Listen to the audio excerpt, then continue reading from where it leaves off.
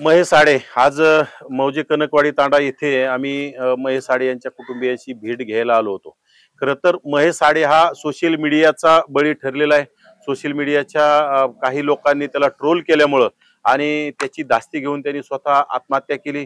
खरं तर ज्या सोशल मीडियाच्या माध्यमातून जे 2-4 लोक आहेत यांनी कुठेतरी छत्रपती संभाजीनगर बोर्डाच्या खाली त्यांनी लघुशंका केली म्हणून असा व्हिडिओ केला।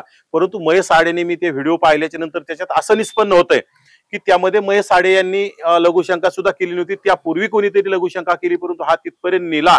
आणि याच्यात असं सुद्धा असू शकतं की महेश साडेला जाणीवपूर्वक तिथं ढकलत नेल्यासारखं आणि महेश साडेला तिथं नेऊन रँगिंग केल्यासारखा असा प्रकार असला पाहिजे। महेश साडेची याच्यात कुठलीही चूक नव्हती आणि विशेषतः छत्रपती संभाजीनगरचा बोर्ड वर होता, खाली त्यांचे अँगल होते। आणि दुसरी गोष्ट महेश साडेंनी स्वतः माफीनामा सुद्धा व्हिडिओच्या माध्यमातून दिलेला असताना यामध्ये आरोपी जो स्वप्नील देशमुख यांनी वारंवार महेश साडे यांना फोन करून जीवे मारण्याच्या धमक्या, तुझ्या घरी येऊन तुझी धिंड काढू, तुझ्या लोकांना घरातल्या लोकांना मारहाण करू, तुझ्याकडे बघू, अशा धमक्या प्रमुख आरोपी स्वप्नील देशमुख असतील, श्रेयस जाधव असतील, पवनराज जाधव असतील आणि यामधील अजय प्रधान पाटील असतील, राकेश पंडित असतील, सूरज मताने असतील, या सर्व लोकांनी अतिशय त्याला मानसिक त्याचा छळ केला।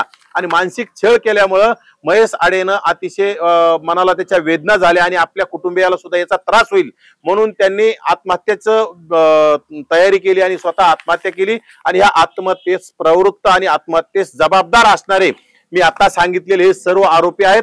यांच्यामुळेच त्या महेश साडेनं आत्महत्या केली। ह्या आरोपींना तात्काळ अटक झाली पाहिजे। आणि खरं तर छत्रपती संभाजीनगर जिल्ह्यातील कोणीतरी जिल्हा प्रमुख आहे एखाद्या पक्षाचा, त्याचं सुद्धा त्यांनी सुद्धा ह्या त्यांचा व्हिडिओ टाकल्यामुळं, त्याच्या इंस्टा फेसबुक आयडीवरून ही व्हिडिओ व्हायरल केल्यामुळं जास्तीत जास्त लोकांपर्यंत गेला आणि लोकांनी महेश साडे यांना शिवीगाळ, जातीवाचक शिवीगाळ असेल, मारहाण करण्याच्या धमक्या दिल्यामुळं आणि ह्या लोकांची आणि त्या जिल्हा प्रमुखाची सुद्धा चॅटिंग समोर आलेली आहे। त्यामुळं ह्या खरं तर ह्या लोकांना तर तात्काळ अटक करावी, परंतु त्या जिल्हा प्रमुखाचे आणि ह्या आरोपींचे CDR तपासले पाहिजे आणि जिल्हा प्रमुखावर सुद्धा कारवाई झाली पाहिजे। तरच आमच्या महेश साडेंच्या अतिशय गरीब असणाऱ्या कुटुंबाला न्याय मिळेल आणि आमच्या भटक्यामुक्त असणारे ऊसतोड कामगार करणाऱ्या कुटुंबातील महेश साडे अतिशय शिक्षण घेणारा तरुणाचा हे खरं तर यांनी नाहक बळी घेतलेला। ह्या लोकांना तात्काळ अटक झाली पाहिजे, या लोकांना कठोर शासन झाले पाहिजे, अन्यथा आम्ही ओबीसी समाजाच्या वतीने मोठा मोर्चा काढू आणि ह्या लोकांना जाब विचारणार, प्रशासनाला जाब विचारण्याचं काम करू।